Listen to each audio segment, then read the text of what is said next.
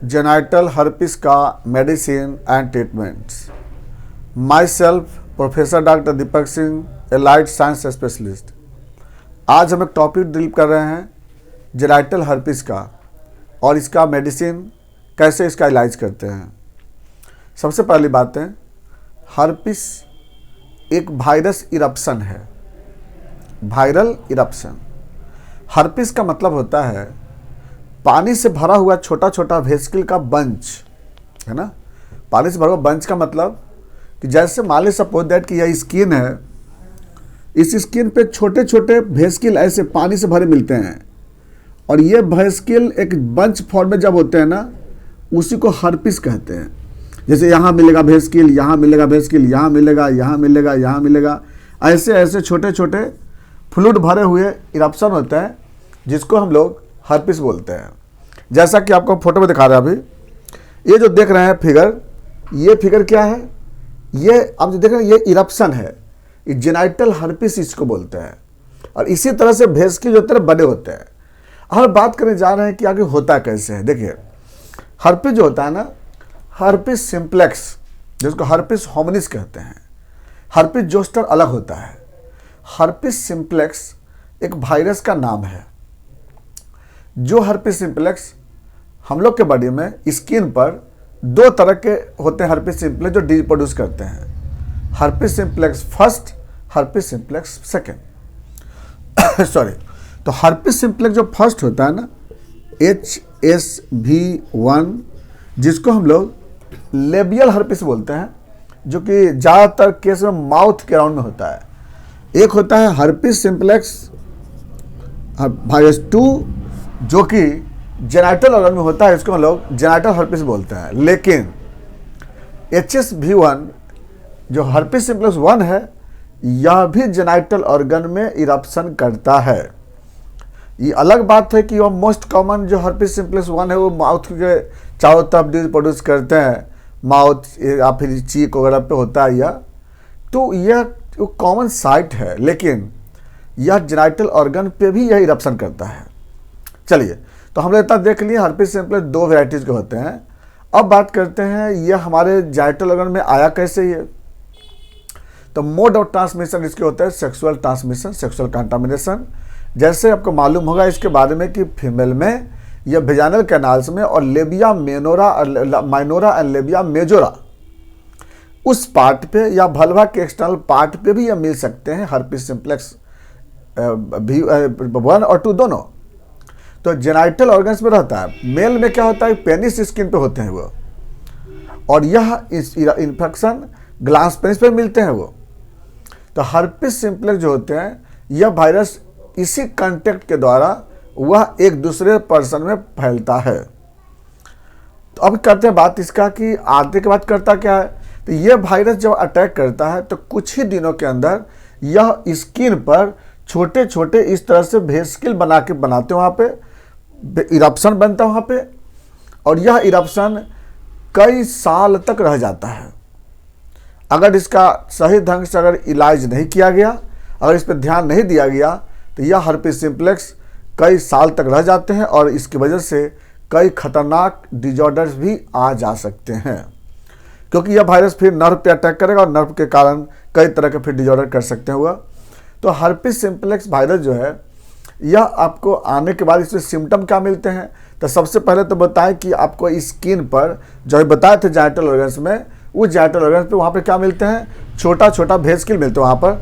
जैसा कि बताए थे अभी आपको हम कि इसमें आपको इस तरह के आपको छोटे छोटे क्या होते हैं ना, ऐसे देख रहे हैं यहाँ पे, इस तरह का वेसिकल आपको मिलते हैं वहाँ पे। और इसके बाद इसमें मिलेगा क्या आपको, इरप्शन के साथ साथ वहाँ पे इचिंग भी होता है।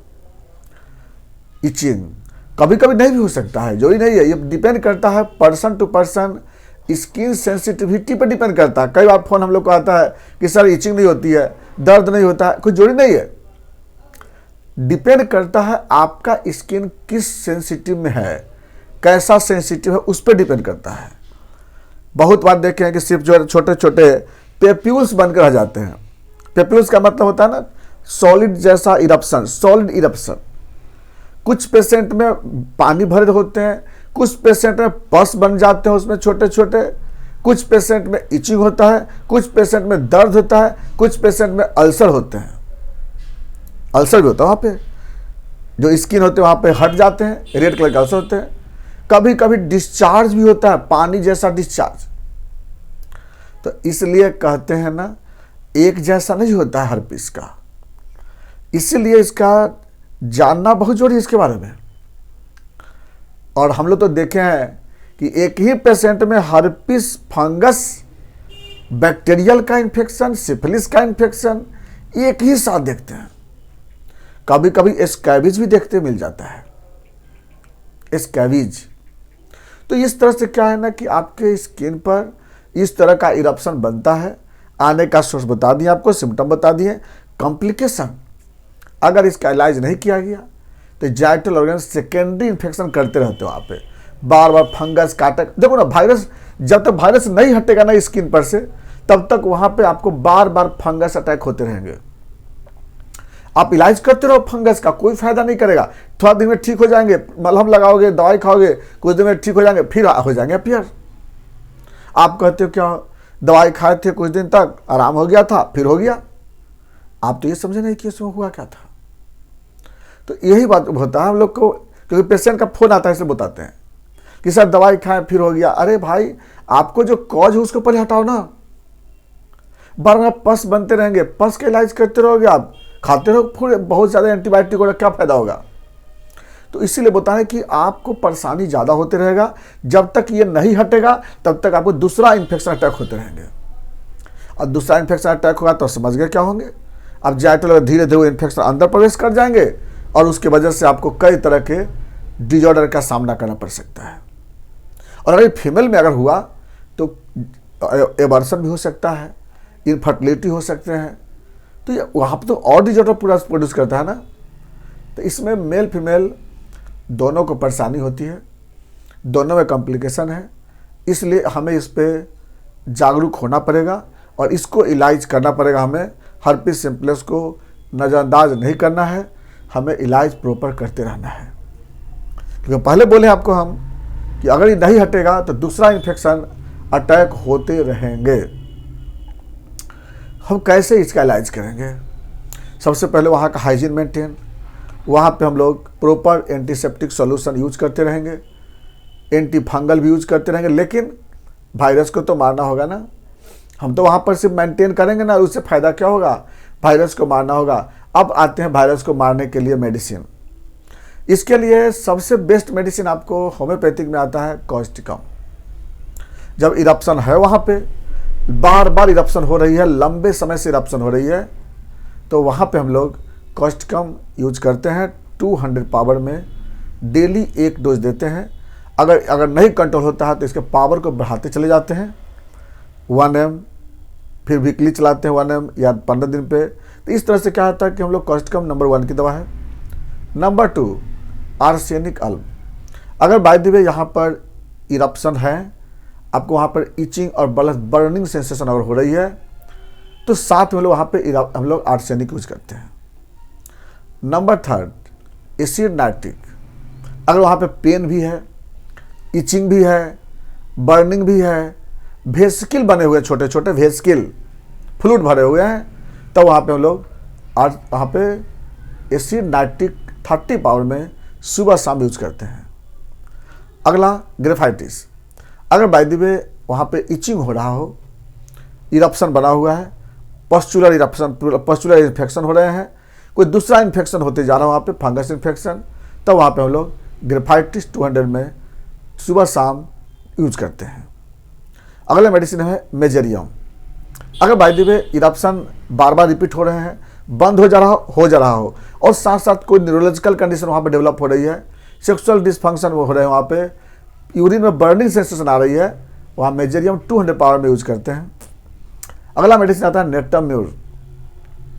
अगर इरप्शन लगातार बने हुए हैं, वेसिकल भी बने हुए हैं, वहाँ पे फंगस का इन्फेक्शन भी हो रही है, तो वहाँ पे हम लोग नेटम यूज करते हैं। अगला मेडिसिन आता है इसका पेट्रोलियम। जब वहाँ पे ग्रुप इन्फेक्शन होते हैं तो वहाँ पे हम लोग पेट्रोलियम का यूज करते हैं। तो इस तरह से आपका यह फंगस का हर्पिस का इन्फेक्शन अगर है तो इस तरह से हम लोग इलाज करते हैं। याद रखना होगा नज़रअंदाज नहीं करना है।